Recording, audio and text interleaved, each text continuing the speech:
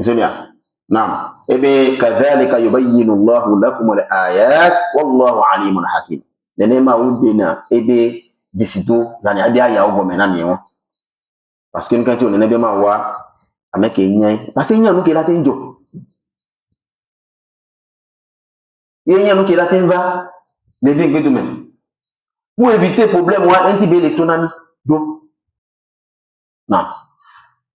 Donc le verset continue en disant, on dit ces 3 moments-là, on dit ce sont vos moments d'intimité, c'est-à-dire ce sont vos moments d'intimité, autant pour moi. Donc vos moments de, comme je vais dire, au moment où nous sommes nus, on va dire ça.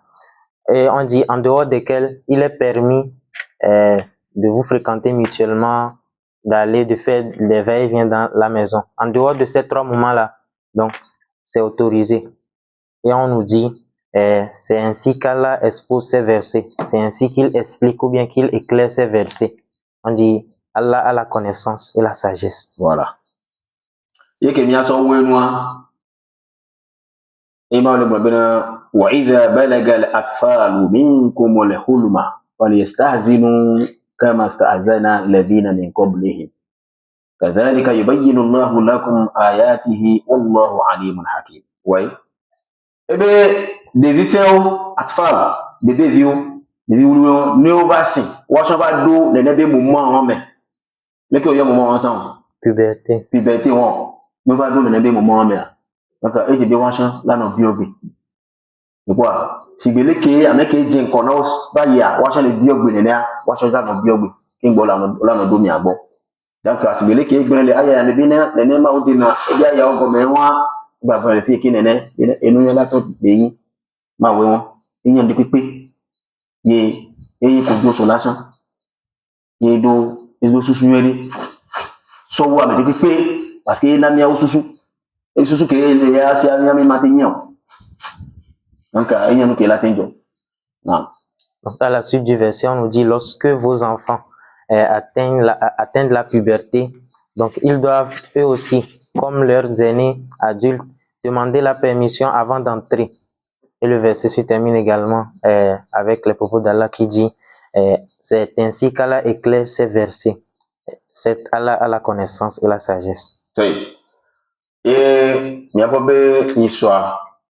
Ni yalo iso ni ponpo so kudo ebe règlement kengwe edo shurut condition chan wa gamemu le miasio kenya tenso ifuno et quoi seulement que eno ke matona mi benare ni aja baba e ya pike ko le gba o le dibena ni atenso lono ni baten no mi adomai parce que ngbeso bena ar-rasul sallallahu alayhi wa sallama ena me benare ne mi le dibena ebe ne mi le dibena lono ni ba no mi adomai alors le ke de gba hadisa do ebe la tadkhulu bi jannata hatta tu'minu wala maza wala tu'minu hatta tahabu ebele mabina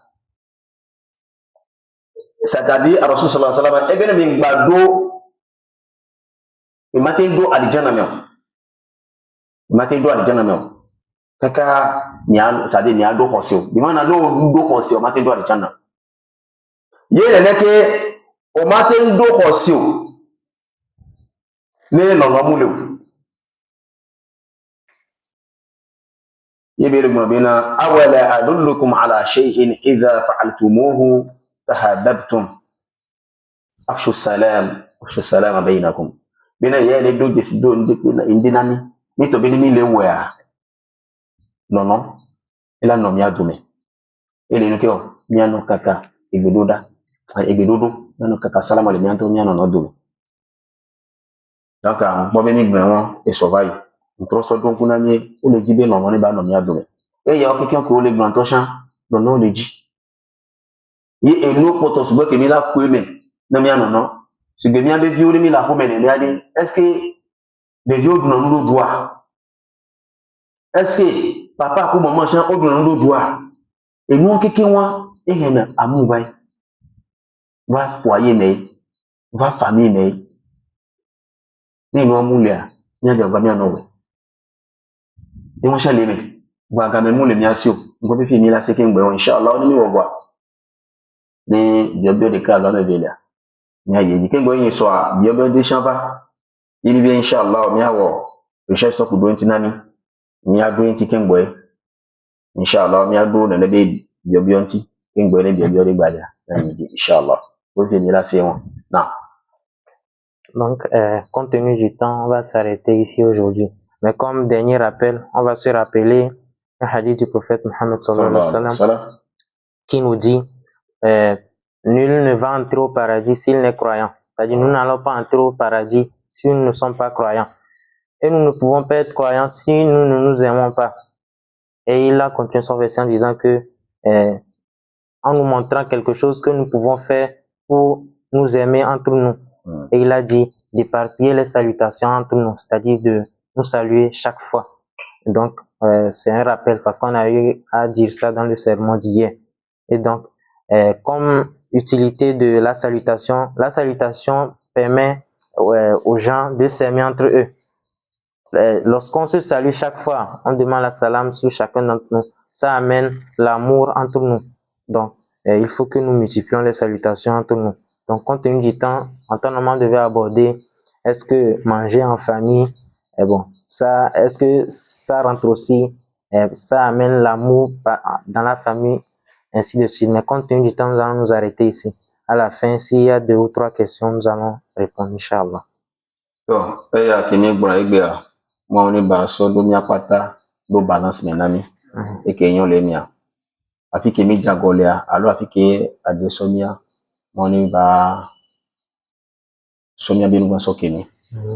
Somia bi agodega ba so keni.